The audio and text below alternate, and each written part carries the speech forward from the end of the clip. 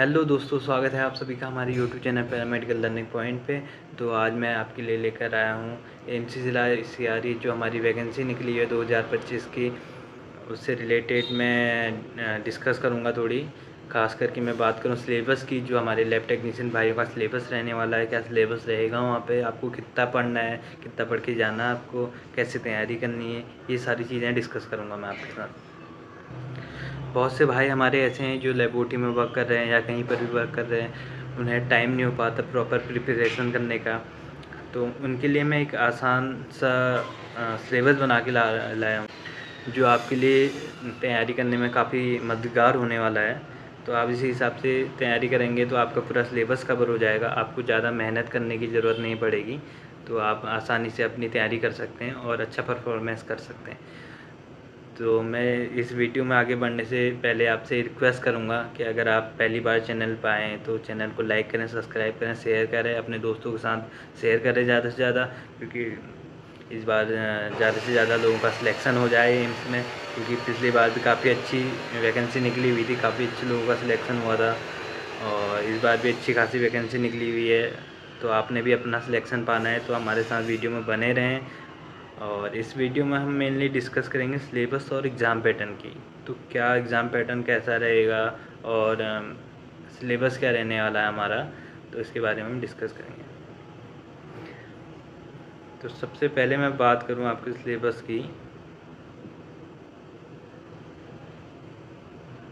तो हमारा पहला टॉपिक रहेगा क्लिनिकल पैथोलॉजी। हमारा जो सब्जेक्ट है क्लिनिकल पैथोलॉजी, तो इसमें हमारा मेनली फिजिकल, केमिकल और माइक्रोस्कोपी एग्जामिनेशन आता है। जिसकी मैं बात करूं तो इसके अंदर यूरिन, स्टूल और सीमेन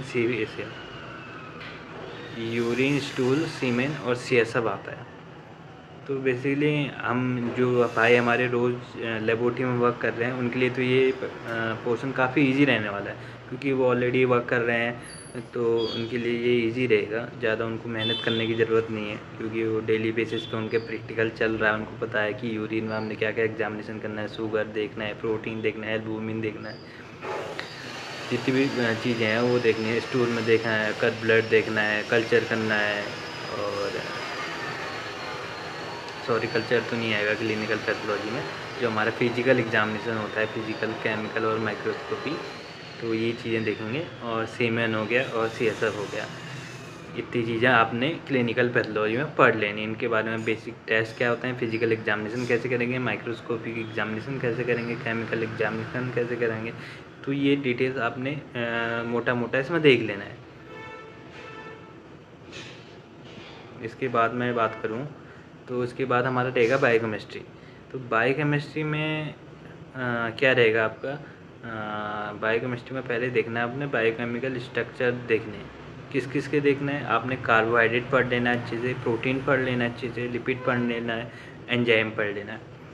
ये 4 टॉपिक आपके हर क्वेश्चन पेपर में इससे क्वेश्चन बनता है, अच्छे खासे क्वेश्चन बनते हैं, 1 या 2 जो भी बने, लेकिन ये आपके क्लियर रहने चाहिए।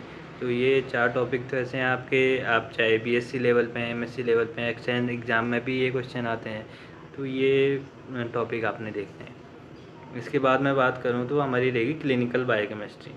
क्लिनिकल बायोकेमिस्ट्री में क्या क्या देखना है, किडनी फंक्शन टेस्ट देखना है हमने, लीवर फंक्शन देखने हैं, और कार्डियक प्रोफाइल देखने हैं। अब कार्डियक प्रोफाइल की बात करूँ तो इसके अंदर आ जाता है हमारे जो कार्डियक मार्कर होते हैं, जिसे हम कहते हैं CK नेक, CK MB, ट्रोपोनिन आई, ये जो टेस्ट होते हैं हमारे, इनके बारे में जानना है। और लिपिड प्रोफाइल हो गया हमारा, और इलेक्ट्रोलाइट्स हो गए, हार्मोनल टेस्ट जो भी हैं उनकी रीडिंग होगी, नॉर्मल रेंज क्या है, अपर रेंज क्या रहने वाली, लोअर रेंज क्या रहेगा, क्रिटिकल रेंज क्या रहती है, ये आपने डिस्कस करने हैं। और कौन से मेथड से होता है, ये मेथड बहुत बार एम्स में पूछा गया है। कि जैसे हमारा किडनी फंक्शन की बात करें तो SGOT ना, सॉरी, जैसे किडनी फंक्शन की बात करूं तो इसके अंदर जैसे हमारा यूरिया कौन से मेथड से होता है, क्रेटिनिन कौन से मेथड से होता है, लीवर फंक्शन की बात करूं तो SGOT कौन से मेथड से होता है, GPT कौन से मेथड से होता है। इनके मेथड के नाम आपने बेसिकली देख लेना है। और जो भाई हमारे डेली बेसिस पे वर्क कर रहे हैं लेबोरेटरी में, उनके लिए तो ईजी रहने वाला है। और इसके बाद आगे बात करूँ तो हमारा नेक्स्ट टॉपिक रहने वाला है हेमेटोलॉजी। हेमेटोलॉजी में आपने क्या क्या डिस्कस करना है बात करूँ तो यहाँ पर रहने वाला है composition of blood, collection and blood anticoagulant. अब कलेक्शन की बात करूँ तो हम कैसे कलेक्शन का प्रोसीजर होता है, कैसे ब्लड कलेक्ट करते हैं हम, उसके बाद कौन कौन सी वॉयल में डालते हैं, और ऑर्डर ऑफ ड्रॉ मेनली जो पूछा गया है, ऑर्डर ऑफ ड्रॉ क्या रहता है। ये आपका इंटरव्यू में भी बहुत बार पूछा जाता है, आप कहीं पर भी इंटरव्यू देने जाते हैं तो इसके लिए ये क्वेश्चन बनता है कि ऑर्डर ऑफ ड्रॉ क्या रहता है, तो ये आपने देखना है। बाकी एंटीकोगुलेंट कौन से यूज होते हैं, कौन से सैंपल के लिए कौन सा एंटीकोगुलेंट लिया जाता है, ये सब चीज़ें। और इसके बाद बात करूँ तो हीमोग्लोबिन एस्टिमेशन जो है हमारा, हीमोग्लोबिन एस्टिमेशन कैसे होता है, कौन कौन से मेथड से हो सकता है, ये बात करेंगे। उसके बाद हम करेंगे TRBC count, total RBC count, anaemias में आरबीसी हमारी सेव कैसा हो जाता है, क्योंकि हमारे एनीमियाज जब होता है तो उसमें हमारे आरबीसी का शेप चेंज हो जाता है, तो कौन सा एनीमिया में कैसा शेप हो सकता है, ये चीज़ें पढ़नी है। इसके बाद हम बात करेंगे preparation and staining of blood film. तो इसमें आपने देखना है प्रिपरेशन कैसे होती है, हम स्लाइड कैसे बनाते हैं, बेसिकली हमें स्लाइड कैसी होनी चाहिए, और स्टेनिंग कौन से स्टेन यूज़ करते हैं, स्टेनिंग के प्रोसीजर क्या है, ये चीज़ें आपने देखनी है। उसके बाद आप बात करें तो ल्यूकोपोइसिस देखना है, और टीएलसी डीएलसी काउंट देखने हैं, total leucocyte count and differential leucocyte count, ये सब देखने हैं।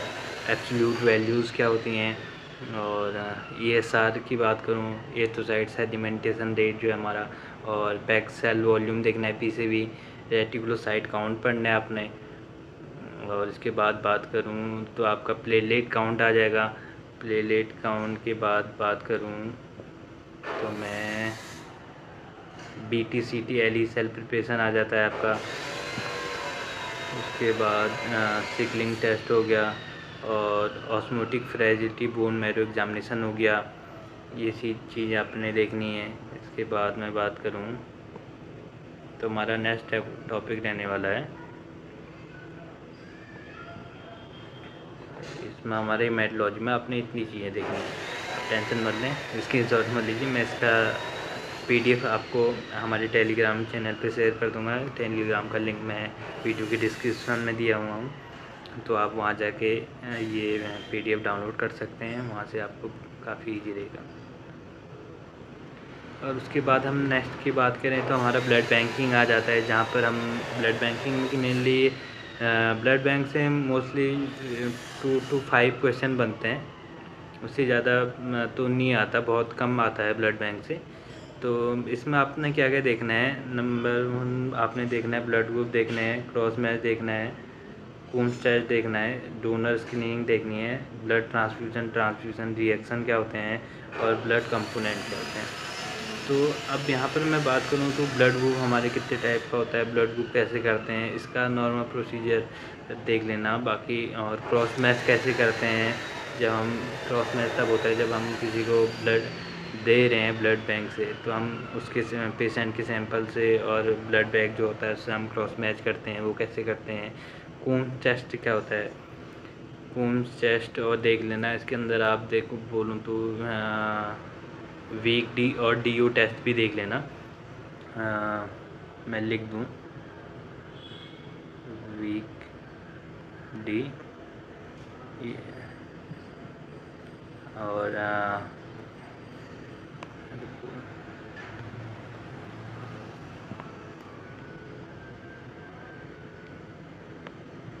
वीक डी या DU टेस्ट, ये दोनों टेस्ट एक ही हैं, इसको देख लेना आप, ये टेस्ट ज़रूर देख लेना। इसके बारे में थोड़ी कभी कभी पूछ लेता है कि DU टेस्ट किस लिए होता है, वीक डी क्यों होता है।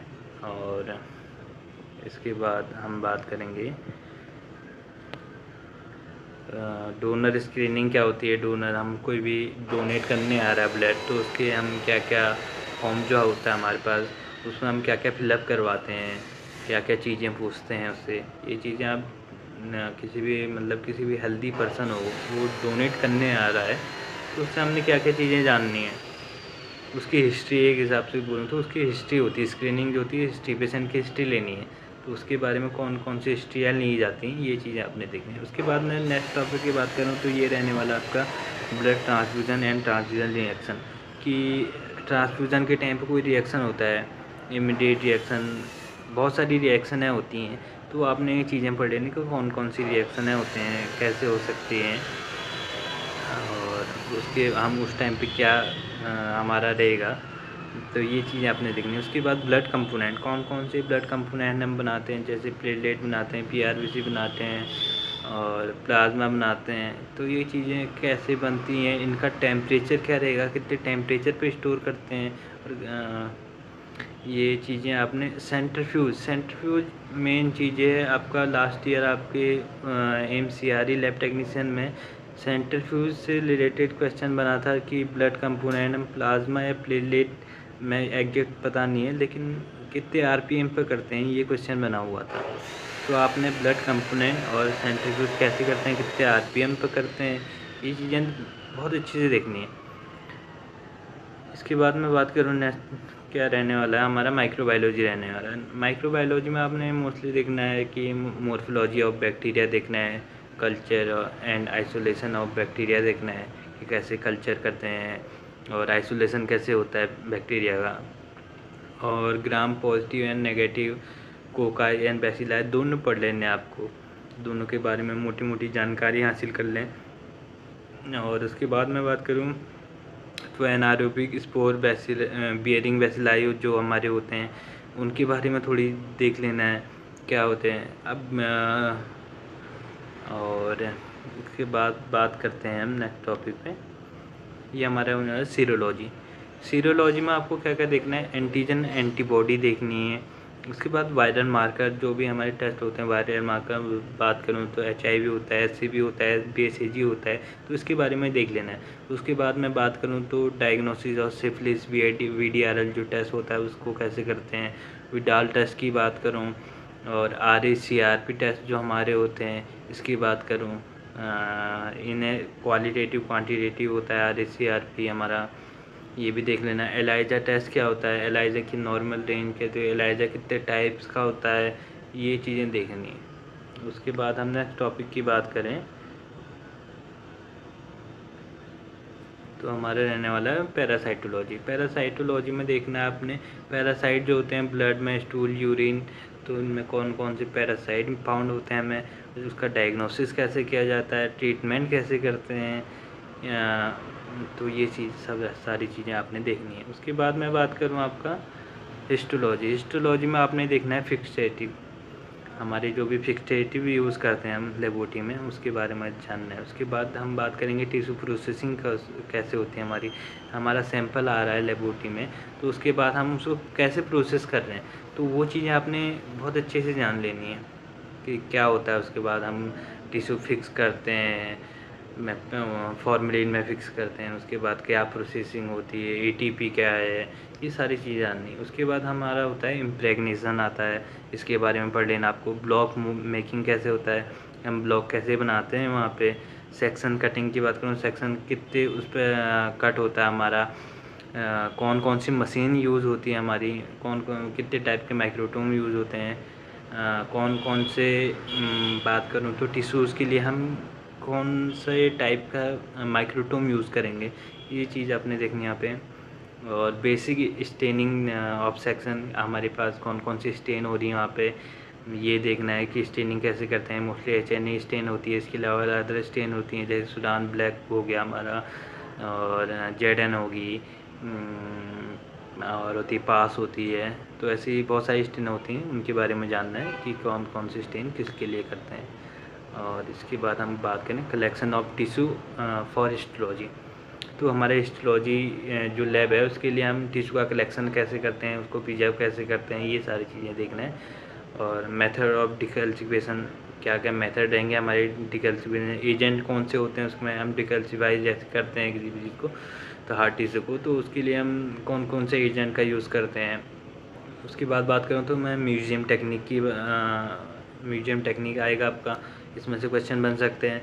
म्यूजियम टेक्निक से लास्ट ईयर भी क्वेश्चन बना हुआ था, तो इसमें देख लेना आपको म्यूजियन टेक्निक में क्या होता है, कैसे लिंक सॉल्यूशन क्या है, कैसे प्रिजर्व करते हैं लॉन्ग टाइम के लिए हम ऑर्गन को। तो ये सारी चीज़ें देखनी है आपको। उसके बाद मैं बात करूँ तो साइटोलॉजी आएगा हमारा। साइटोलॉजी में क्या देखना है आपने, साइटोलॉजी से ज़्यादा कुछ तो नहीं आता, मोस्टली हमारी स्टेन के बारे में, स्टेन का प्रोसीजर पूछ सकता है, स्टेन पूछ सकता है।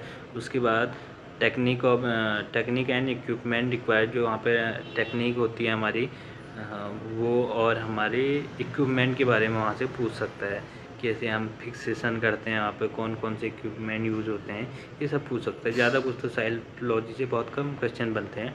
तो उसके बाद बात करूँ तो मेरा एक हमारा ये बनेगा लेबोरेटरी मैनेजमेंट से क्वेश्चन बन सकता है, laboratory safety quality control.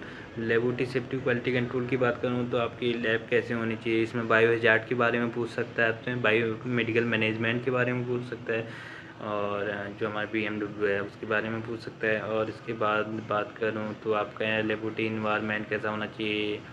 Quality control की बात करें तो क्वालिटी कंट्रोल आपका सारे डिपार्टमेंट में होता है, सारे डिपार्टमेंट में रहता है, तो उसके बारे में पूछ सकता है। क्वालिटी कंट्रोल से रिलेटेड क्वेश्चन बन सकता है, 1 या 2 क्वेश्चन तो क्वालिटी कंट्रोल से मोस्टली बन सकते हैं, तो ये आपने अच्छे से देख लेना है।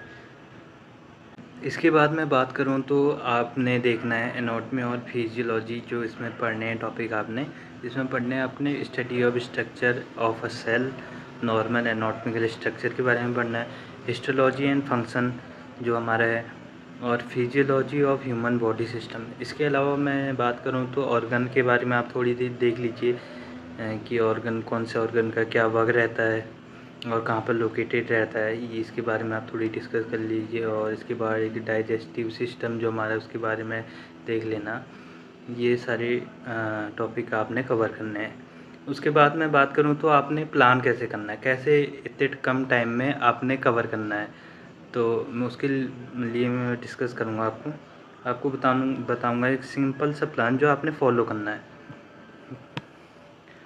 आपके पास हैं 25 दिन, तो 25 दिन में आपने 15 दिन सिलेबस को कवर करना है 15 दिन में, और 10 दिन में आपने सिर्फ रिवीजन करना है। 10 दिन में 9 दिन बचते हैं आपके पास, तो आपने 9 दिन में सिर्फ रिवीजन करना है और 15 दिन में पूरा सिलेबस करने की कोशिश करें। तो पहला दिन आप स्टार्ट करेंगे क्लिनिकल पैथोलॉजी से, आपने इसको 1 दिन में कवर कर लेना है पूरा। बहुत कम टॉपिक हैं और इजी पोर्शन है, तो आपने 1 दिन में पूरा कवर कर लेना है। सेकेंड डे आपने शुरू करना है बायोकेमिस्ट्री, तो आपने ये भी मोस्टली 1 दिन में आपने कवर कर लेना है। आप चाहें तो पूरे बायोकेमिस्ट्री के लिए आप 3 दिन ले सकते हैं, दोनों क्लिनिकल और जो बायोकेमिस्ट्री हमारी थ्योरेटिकल है, तो उसके लिए आप 3 दिन ले सकते हैं। उसमें आपने 3 दिन में कवर कर लेना है, आपके हो गए 4 दिन। उसके बाद हमारा नेक्स्ट आता है हेमेटोलॉजी। हेमेटोलॉजी में आप 2 दिन अच्छे से दीजिए, 2 दिन में आपका सिलेबस मोस्टली कवर हो जाना चाहिए। तो आपके कितने हो गए 6 दिन, 3 दिन भी दे सकते हैं, आपके कैपेबिलिटी के ऊपर बात है कि आप कितना 1 दिन में कवर कर रहे हैं। तो इसमें 3 दिन, 2 या 3 दिन में आप इसे कवर कर लीजिए, आपके हो गए 6 दिन। और ब्लड बैंक हमारा जो है 1 दिन में मोस्टली कवर हो जाना चाहिए इसमें, तो 1 दिन में आप कवर कर सकते हैं इसे। उसके बाद मैं बात करूँ तो आपका माइक्रोबायोलॉजी में भी 1 दिन दे सकते हैं, और सीरोलॉजी में 1 दिन में हो जाएगा आपका। टेस्ट है, नॉर्मल टेस्ट हैं, जो लोग डेली बेसिस पे वर्क कर रहे हैं लेबोरेटरी में, उनके लिए ये पोर्शन ईजी रहने वाला है, तो वो 1 दिन में कवर कर लेंगे। उसके बाद नेक्स्ट है जो हमारा पैरासाइटोलॉजी, तो ये भी मेरे हिसाब से 1 दिन में कवर हो जाना चाहिए। उसके बाद करें तो हम हिस्टोलॉजी की, तो हिस्टोलॉजी में आप 1 या 2 दिन दे सकते हैं, 2 दिन, ज़्यादा से ज़्यादा 2 दिन दीजिए। 2 दिन से ज़्यादा इसमें आपने 2 दिन में आपने पूरी कोशिश रहनी चाहिए कि आपने 2 दिन में से कवर कर लेना है। उसके बाद मैं बात करूँ तो साइटोलॉजी आप हिस्टोलॉजी के साथ ही कवर कर सकते हैं, क्योंकि इसे अलग से टाइम देने की कोई ज़रूरत नहीं है, उसी के साथ ही कवर हो जाएगा आपका। उसके बाद बात करूँ लेबोरेटरी मैनेजमेंट, आप एनाटॉमी फिजियोलॉजी के साथ कवर सकते हैं, इसे भी 1 दिन दीजिए। तो ऐसे ही आपके 15 दिन में आपने ज़्यादा से ज़्यादा 15 दिन देना है, 15 दिन में आपने पूरा कवर कर लेना है। 15 दिन के बाद आप रोज़ लगातार रिवीजन करिए, MCQ लगाइए, PYQ लगाइए, ऐसे करके आपकी जो तैयारी है बहुत अच्छी हो सकती है। अब बात करूँ तो आपका एग्ज़ाम कैसे होगा। एग्ज़ाम जो होगा आपका CBT होगा, कंप्यूटर बेस्ड टेस्ट रहेगा। उसमें आपको 18 मिनट मिलेंगे 20 क्वेश्चन के लिए, 5 सेक्शन होने वाले हैं उसमें हमारा। तो 80 नंबर का जो हमारा है वो हमारा टेक्निकल पोर्शन रहेगा, जो हमारे सिलेबस से रिलेटेड रहेगा।